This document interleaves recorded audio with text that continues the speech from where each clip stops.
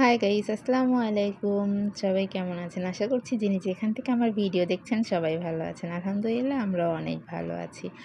আজ আপনাদের সাথে শেয়ার করব সৌদি আরবে এসে আমার নতুন সংসারের জন্য কি কি কেনাকাটা করলাম। তাহলে চলুন শুরু করা যাক। প্রথমেই আমরা অনলাইনে এসি অর্ডার দিয়ে এসেছি। এসিটা অনলাইন থেকে নেওয়া হবে। আর এদিকে চলে এসেছি মার্কেটে। এটা মেবি হারাজের এদিকের একটা মার্কেট, নামটা আমি শিওর বলতে পারছি না। প্রথমে আমরা নিয়েছি কম্বল। তো কম্বল নেওয়া হয়ে গেছে। এদিকে অনলাইনের লোক এসে এসিটা সেট আপও করে দিয়েছে। এটা আমাদের রুমে এসি সেট আপ হয়ে গিয়েছে। পরের দিন আমরা চলে গিয়েছি সাংসারিক জিনিসপত্র কেনার জন্য, অর্থাৎ এসে তো পড়েছি অলরেডি 5 দিন হয়ে গিয়েছে। 5 দিন আমরা রেস্টুরেন্টেই খেয়েছি। তবে প্রতিদিন তো রেস্টুরেন্টে খাওয়া ঠিক না, শরীরের জন্য যেরকম খারাপ তেমনি উচিত না। বাড়ি থেকে সবাই বলছে যে রান্না করার জন্য, তো তাই ভাবলাম যে এবার রান্নার জিনিসপত্র কেনাকাটার আগে আসলে জিনিসগুলো কিনে নেই আর কি। তো যেই কথা সেই কাজ, এই তো আমরা চলে গেছি। প্রথমে কয়েকটা দোকান দেখেছি, তো ভাবলাম যে আমি তো অতটা বুঝি না, তাদের কথাও বুঝি না, কিছুই না। তো আপনাদের ভাই বলল যে ঠিক আছে এমন একটা দোকানে যাই যেখানে এক দোকান থেকে সব কিছু নেওয়া যাবে। তো সেই ক্ষেত্রে আমরা একটা দোকানে চলে গেছি যেই দোকানে A to Z সম্পূর্ণ রয়েছে। এই তো আমরা সব কিছু এক করে নিচ্ছি। প্লেট নিয়েছে। আমি এখন সব কিছু দেখাতে পারবো না ওভাবে যে কী নিয়েছে, তবে একটু একটু দেখানো যাচ্ছে। পরে বাসায় গিয়ে আলাদা একটা ভিডিওতে সব দেখিয়ে দেবো যে কী জিনিসপত্র নিয়ে এসেছি। তারপরে আমরা ছুরি নিয়েছিলাম। ছুরি নিয়েছি 2টা, ছোট ছুরি আর একটা নিয়েছি বড়। এরপরে তো আমি অলরেডি ভিডিও করছিলাম আর ও আনছিল কী লাগবে, তবে আমি মাঝে মাঝে বলে দিচ্ছিলাম। তো কড়াই নিয়েছে, ঢাকনা, পাতিল, তারপরে এই তো এবার পাতিল নিতে এসেছে। আর এটা হচ্ছে স্টেনার। এখানে নাকি ভাত রান্নার পরে ঢেলে দিতে হয় আর কি। এটার মধ্যে যদি আমরা মার গেলে অথবা বসা ভাত খাই, এখানে অন্যরকম। এখানে চালগুলো অবশ্য অন্যরকম। যাই হোক, জামাই বলতেছিল যেভাবে করতে হবে, তো ওই জন্য ওগুলো একটা স্টেনার নিয়ে নিলাম। তারপরে একটা জগ নিয়ে নিলাম রান্নার কাজের জন্য। যদিও আমরা বাংলাদেশে ট্যাপের সাইডে আর কি নলকা থেকে পানি নিয়ে রান্না করি, এখানে তো সেরকম না, কেনা পানি ঢেলে নিয়ে তারপরে আর কি রান্না করতে হবে। যাই হোক, সব কিছু নেওয়া হচ্ছে। তবে জগটা একটু ছোট হয়ে গেছিলো, ওটা আমরা পরবর্তীতে আবার চেঞ্জ করেছি ওই সময়তেই। তারপরে ও সব কিছু দেখে শুনে নিচ্ছিল। এদিকে আমি ভাবতেছিলাম যে কী নেওয়া যায় আর কি। এক জায়গায় গেলে মনে থাকে না, যদিও আমরা লিস্ট করে নিয়ে যাইনি। তারপরে সবজি কাটার জন্য আর কি একটা ছুরি নিয়েছি এবং বোর্ডও নিয়েছি। এরপরে এসেছি আমরা গ্যাসের চুলা দেখতে।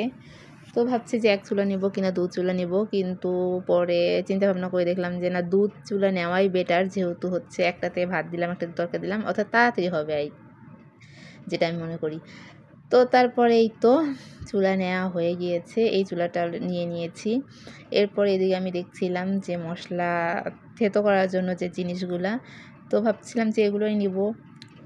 ব্লেন্ডার নেওয়ার কি দরকার, বাড়িতে যেহেতু আছেই। তারপরে আপনাদের ভাই বলল যে না, এগুলো নিলে অযথা কষ্ট হবে, দরকার নেই, বাদ, এর থেকে ব্লেন্ডার নিয়ে নেওয়াই ভালো। তারপরে আমরা চলে গেলাম এই একই দোকানেই পাশে ব্লেন্ডার দেখতে। তো এই তো ব্লেন্ডারটাও নেওয়া হয়েছে।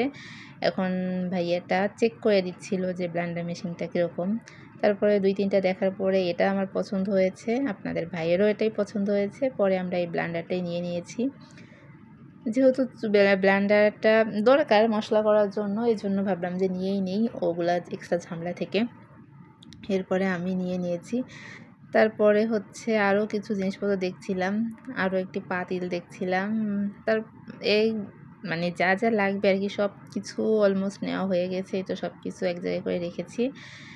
এখন হিসাব করা হবে। অলরেডি আমরা অনেক জিনিসপত্র নিয়েছি। প্রায় 400 রিয়ালের মতো জিনিসপত্র নেওয়া হয়েছে। তারপরে আরও কী লাগবে আমি ঘুরে ঘুরে দেখছিলাম। এরপরে দেখি যে মোটামুটি না সব কিছু যা প্রয়োজন সবই নেওয়া হয়ে গিয়েছে। তাই আর ভাবলাম যে কিছু এক্সট্রা কিছু না নেই, পরবর্তীতে তো আবার আসাই লাগবে, তখন আবার নেব। তারপরে এই ছোটো বাটিটা আমার একটু পছন্দ হয়েছে, পরে আমি ওই বাটিটাও নিয়ে নিয়েছি। যাই হোক, কাজে লাগবে, ছোট জিনিসপত্র লাগে। আরও অসংখ্য জিনিসপত্র আছে।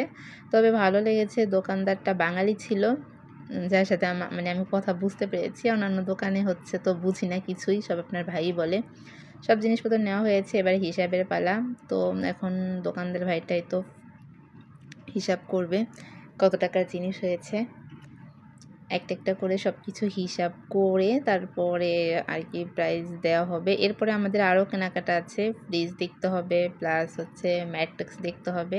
যাই হোক, এখানে কাজ শেষ করে তারপর আমরা পরবর্তী কাজগুলো করব। চামিজ নেওয়া হয়েছে, মোটামুটি সংসার শুরু করতে যা যা জিনিস লাগবে সব কিছুই অলমোস্ট নিয়ে নেওয়া হয়েছে। ভাইয়েরা সব কিছু একটা একটা করে দাম বলে তারপরে আমাদের দিয়ে দিল। তো সব মিলে এসব নেওয়া হয়ে গিয়েছে, সব কিছু নেওয়া শেষ। এ পর্যায়ে সব কিছু পলিতে প্যাক করে দিল, এবার নিয়ে যাওয়ার পালা।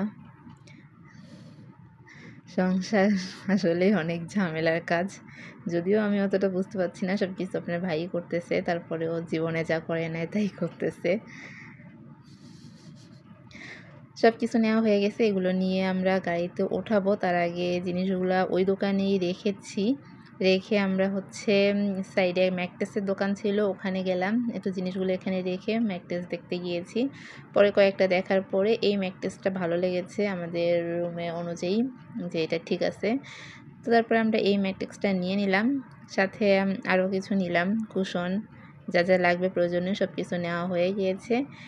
এরপরে সব কিছু নিয়ে আসা হলো গাড়ির কাছে। অলরেডি অনেক জিনিসপত্র কেনা হয়েছে, সেহেতু আমাদের গাড়িতে সাংসারিক জিনিসপত্রগুলো সব উঠানো গেলেও ম্যাট্রিক্সটা শেষ পর্যন্ত উঠানো যায় নাই, ওখানে ভরে গেছে। আর গাড়ির ব্যাক সাইডে রাখা হয়েছে গ্যাস স্টোভটা, সব কিছু মেলানোর পরে ওটা নেওয়া হয়নি। পরে আর কি করা, যেতে তো হবেই। পরে ওর ভাইয়াকে ফোন দেওয়া হয়েছে, এরপরে ভাইয়া এসেছে, তারপরে দুইজনে মিলে ম্যাট্রিক্সটা ভাইয়ের গাড়িতে তুললো। তো ধন্যবাদ সবাইকে ভিডিওটা দেখার জন্য।